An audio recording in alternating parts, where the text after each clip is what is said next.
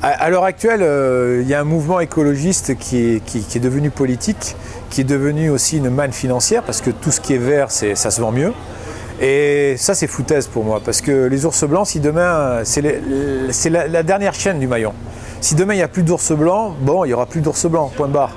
Par contre, ce qu'on ne parle pas, et ça sera dramatique, bien sûr, mais ce qu'on ne parle pas, c'est le plancton. Actuellement, donc, ce flux de sud amène tous les pesticides, toutes les pollutions que l'on fabrique, nous, les gens européens du sud, vers le Grand Nord. Et donc, le plancton est pollué d'une manière intense. Et c'est la chaîne, c'est-à-dire le petit poisson, le gros poisson, le phoque, le narval, la baleine et l'ours. Et le peuple groenlandais, les peuples inuits, les peuples du Grand Nord ne se nourrissent que de cette chasse et de cette pêche. Donc eux-mêmes sont complètement pollués. Et le lait maternel actuellement des femmes groenlandaises est considéré comme toxique, impropre à la consommation.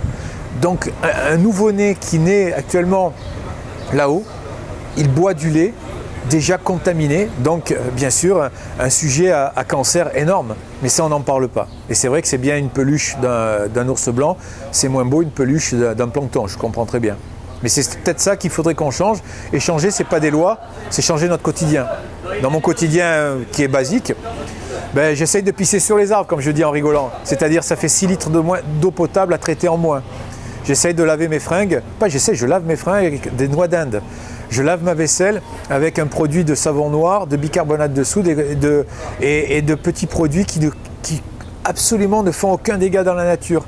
J'ai changé de voiture, j'avais une voiture qui consommait 12 litres de gasoil au 100, maintenant elle n'a plus qu'à 4 litres et j'espère que bientôt je pourrai avoir une voiture électrique.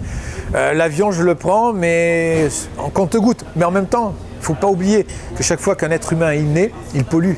Donc voilà, c'est quelque chose que je dénonce pas. En tout cas, mon quotidien, j'essaie de le changer dans cette manière de faire.